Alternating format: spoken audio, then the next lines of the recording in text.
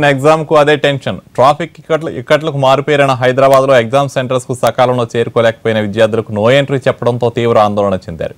గేట్ల వద్దే సెక్యూరిటీ సిబ్బందిని బతిమాలుకున్న ఉపయోగం లేకపోవడంతో నిస్సహాయంగా చూస్తుండిపోయారు. నిమిషం ఆలస్యం విద్యార్థులకు పేరెంట్స్ కు చుక్కలు చూపించింది. వారేమంటున్నారో మా ప్రతినిధి వెంకటరెడ్డి అందిస్తారు. ఒక్క నిమిషం ఆలస్యమైనా కూడా ఎంసెట్ ఎగ్జామ్ సంబంధించి ఎంట్రన్స్ లోనికి వెళ్ళనిచ్చేది లేదని చెప్పి కూడా ఇప్పటికే అధికారులు చెప్పడం జరిగింది. దీనికి సంబంధించి మెడికల్ ఎంట్రన్స్ టెస్ట్ ఎంసెట్కి సంబంధించి 2:30కే ఇప్పటికే ఎగ్జామ్ సెంటర్ దగ్గర ఉన్నాము. ఎంట్రన్స్ టెస్ట్ సంబంధించి 2:30 అయింది. ఇప్పటికే ఎంట్రన్స్ గేట్లు కూడా క్లోజ్ చేయడం జరిగింది. ఒక్క నిమిషం కూడా ఆలస్యమైనా కూడా ఎట్టి పరిస్థితుల్లో పోనిచ్చేది లేదని చెప్పి కూడా చెప్పడం జరిగింది. అయితే ఇక్కడ కొంతమంది పేరెంట్స్ ఉన్నారు, వాళ్ళని తెలుసుకుందాం. అసలు ఒక్క నిమిషం ఆలస్యమైనా కూడా ఎంట్రన్స్ లోపలికి ఎంట్రీ లేదని చెప్పి అంటున్నారు.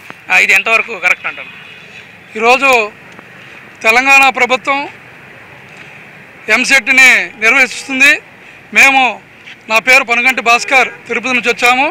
మా అమ్మాయి నాగవినూత్న ఇక్కడ ఎగ్జామ్ రాస్తుంది. ఈరోజు ఉదయం కాచాగూడకు వచ్చాం.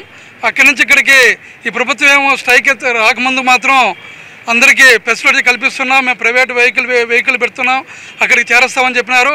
ఈ స్ట్రైక్ అయిపోయిన దానివల్ల నిర్లక్ష్యంగా ఎవరికి సౌకర్యం కల్పించలేదు. మేము 500 రూపాయలు ట్యాక్సీ అడిగితే బార్గెన్ చేసి 400 రూపాయలు ఇచ్చి ఇక్కడికి రావడం జరిగింది. ఇక్కడేమో టయానికి ఒక నిమిషమైనా లేట్ అయినా పంపించడం ఉండదు అన్నారు. వాళ్ళు ఈరోజు గేట్లు కూడా మూసేయడం, ఇక్కడ అడ్రస్ కూడా ఇక్కడ చూస్తున్నారు మీరు. ఈ దీంట్లో షేక్పేట అని ఇచ్చున్నారు. దయచేసి అడ్రస్ పూర్తిగా ఇస్తే కూడా మేము కనుక్కొని రావడానికి కూడా వీలుండేది. ఈ యొక్క అడ్రస్ ల్యాండ్ మార్క్ అనేది కరెక్ట్గా ఇవ్వకపోవడం వల్ల, టౌన్లోకి వచ్చి ఎత్తుకోవడం వల్ల, గతంలో ఉమ్మడి ఆంధ్రప్రదేశ్గా ఉండేది కాబట్టి మేము గుంటూరులోనే రాసేవాళ్ళం. టోటల్గా 23 జిల్లాలు కలిపి ఒక ఎంసెట్ ఉండేది. ఇప్పుడు మేము పొరుగు రాష్ట్రం కింద వచ్చి రాయడం జరుగుతుంది. కానీ ఇక్కడ సరైన సదుపాయాలు, ట్రాన్స్పోర్టేషన్ కానీ, ఇక్కడ మంచినీళ్ళు కానీ, వస్తువులంటువంటి ఏమి ఏర్పాటు చేయలేకపోయారు. కానీ ఇప్పుడు పొరుగు రాష్ట్రమైన అందరం తెలుగు ప్రజలం కాబట్టి గౌరవ ముఖ్యమంత్రి గారు కేసీఆర్ గారు మాకు అంటే అదర్ రాష్ట్రాలకి 4%, 8% ఉన్నారు, కనీసం దాన్ని 15%గా ఇవ్వాలని, ప్రతిభ గల విద్యార్థుల్ని తెలుగువారైనా అందరికీ కూడా ఎక్కువగా ఇవ్వాలని చెప్పని కోరుకుంటున్నాము. ప్రతి సంవత్సరం మెడికల్ కౌన్సిల్ ఆఫ్ ఇండియా 200 సీట్లు కానీ 150 సీట్లు కానీ తగ్గిస్తుంది. దానివల్ల ఏంటంటే near about 150 peoples are affected from that one.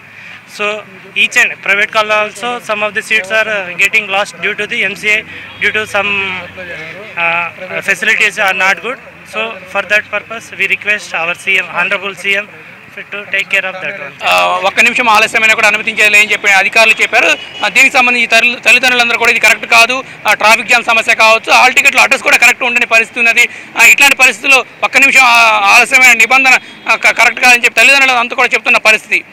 Camera person కోటితో కలిసి వెంకటరెడ్డి, NTV, హైదరాబాద్.